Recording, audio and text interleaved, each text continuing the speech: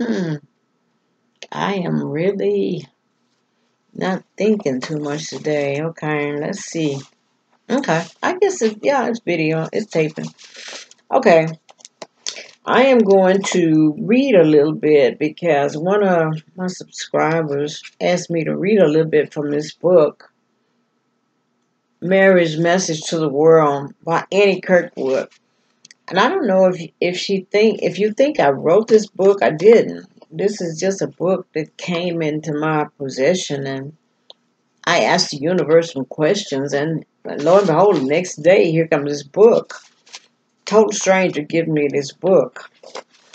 Now, I'm not saying that I believe everything in the book, because I'm skeptical. About a lot of things, and I analyze it before I take it as a truth. But there are many things that I do resonate with, and I'm just going to read this version that Mary, the mother of Jesus, wrote through Annie Kirkwood about love. Love radiates an essence. Love is like life in that it has the same essence, the same force. Love has a life of its own. Where there is love, it is much like electricity in that love radiates an essence. Love can grow in the right environment, or it will leave if not welcomed. Love's environment is acceptance, compassion, and simply allowing things to be. Love has its own vibrational field. It could be measured if you on earth knew how to measure it. The speed of love. Allow us to view love as light, in that it is a measure of what can be. Love can be used to travel in record time.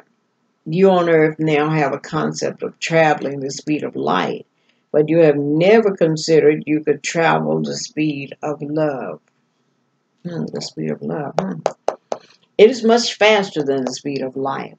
Also on earth, you are beginning to find ways to use light to heal and send images and to cut away dead tissues. Love is similar to a laser. Love, when applied sincerely, can rip away dead tissue and dead situations. Divine love is a laser of love. Divine love is a laser of love. When you send someone a thought of divine love, it is like sending a laser light of love into that person's heart or into a particular situation. Divine love will heal all ills, physical, emotional, mental, or spiritual. Okay, I'm going to read just a little bit more. It says, think now of love as a tangible element of the universe. Simply because it is not seen does not imply that it does not exist. Love efforts in a home, nation, or even in one person can be felt and seen in the same way and effect of the wind. There's no barrier for love except that a person not want love in his life. There's quite a bit about love, but to learn to love, start where you are with all who live in your home. Have patience and respect for those who are in your home. Learn with these people to find and mutual understanding. Talk through your mind and tell them daily you love them and want the best for them. And this way, your ability makes love grow. Did I read that right? And this way, your ability to love grows. Okay. And this way, your ability to love grows. Okay. But anyway, this is just a portion because I told her I would read some, but you know, you have to, I mean, the book, you can still buy it. It's available online, but it does go into detail about Jesus's life as a child, Mary's life before she even got married. And you have to, well, for me, I can't say what you could do, but when it comes to channeling, you have to, I don't know, put yourself in that place and believe. Now, I do believe in channeling because I have had entities to channel in me. Even in writing, when I wrote the book, Nobody's Here But Us, I said that.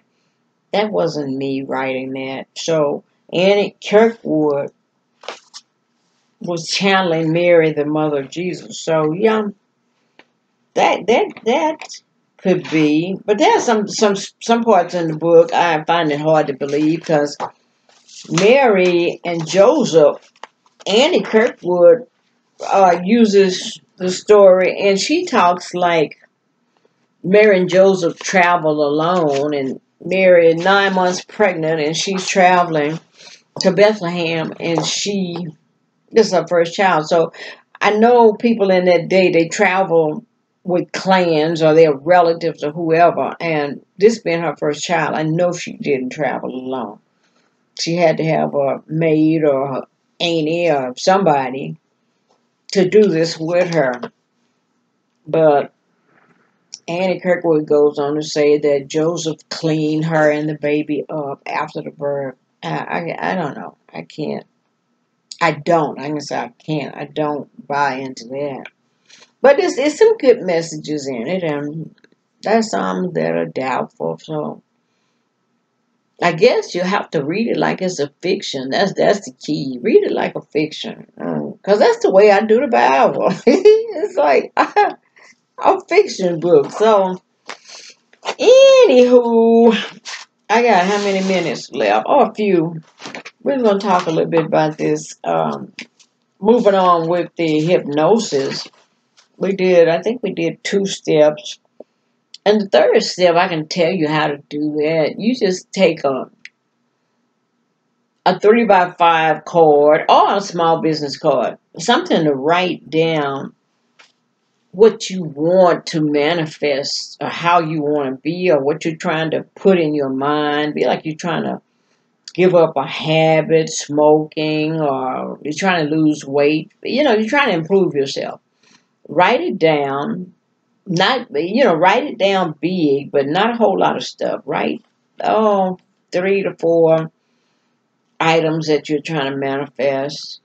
And when you get ready to meditate and relax, look at that card and visualize yourself being that person that's on the card. And you don't say I want.